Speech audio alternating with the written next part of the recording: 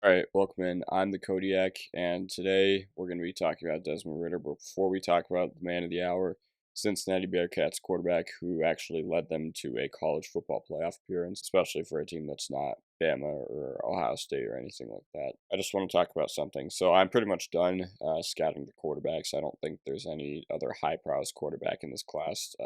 Besides maybe Zappy. Actually, I'm going to make a video about Zappy. But yeah, I am going to make a video like detailing the quarterbacks because we have a lot of time before the combine, and I want to make a lot of videos about, positions that may not necessarily need athletic testing for us to determine how good they are. Quarterback being the main one.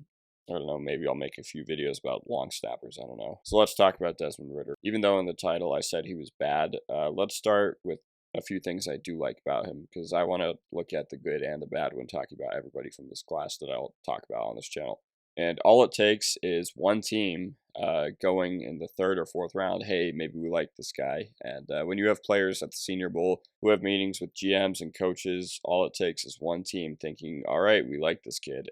Maybe we can mold him into something. And I don't see him as anything more than a career backup, but there are quite a few things that I could see a team being like, okay, why not in the mid rounds? There are multiple articles from The Athletic praising his competitiveness and his toughness, as well as his leadership ability on and off the field.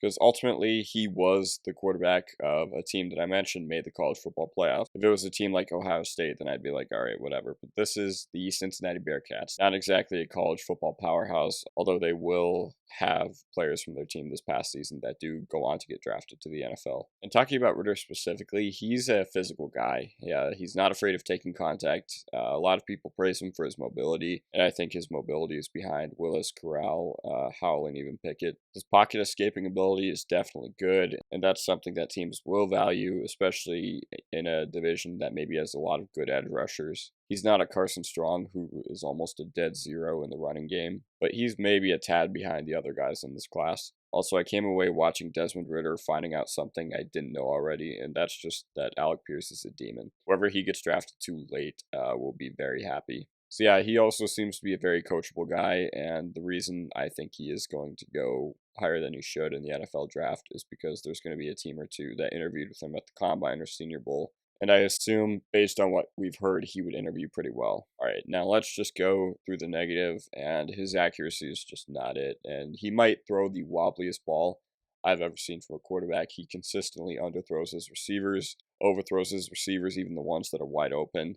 I saw so many times where he had a wide receiver running a curl route and a running back running just in the flat, and the receiver or running back still had to come back and make a play on the ball. And I have never seen so many tipped balls from a really tall quarterback besides Brock Osweiler. I know the narrative when he was playing against Alabama was, oh, that he had too many passes batted away at the line of scrimmage. And that was true, not only in that game, but even when I watched him against South Florida and Indiana. For a quarterback who's 6'4", this is kind of weird. In addition to overthrowing and underthrowing his wide receivers, there was a real conversation last year that Ridder may have been benched because his accuracy was so bad. And I'm not really a huge fan of his decision making either. Instead of taking the safe option, he would rather risk on the guy who was double covered on the sidelines. And let me just say, safe football just kind of doesn't do it in the modern NFL, but neither does turning the football over.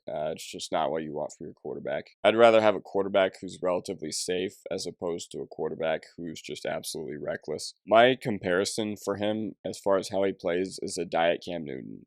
Just not good accuracy, but all right mobility and willingness to take hits, but he doesn't have the 6'5", 6'6", 250 frame that Cam Newton does. And I don't think he's going to go in the first round. I've seen a lot of people with him as their QB1, and I just can't agree. That's a little too spicy in my opinion. And I made videos about all the other quarterbacks. I've watched them, I've studied them analytically, how they are as prospects, and I can't find a lot to like about Ridder the same way I came away watching Howell, Willis, and even Corral, who I thought I would be lower on, but I actually ended up being higher on him than I thought I'd be. I think those guys have traits that make them better prospects and will translate to the NFL better. A team may take him in the second round if they like him enough. I mean, we saw it happen with Jalen Hurts, and honestly, I don't see him as a long-term starter. He's got a lot of work to do before he's viewed like that. He's like a Davis Mills. I can see him being a third, fourth, fifth round draft pick, but yeah, whoever he goes to, they have a lot of work to do as far as his development. Not to say that the others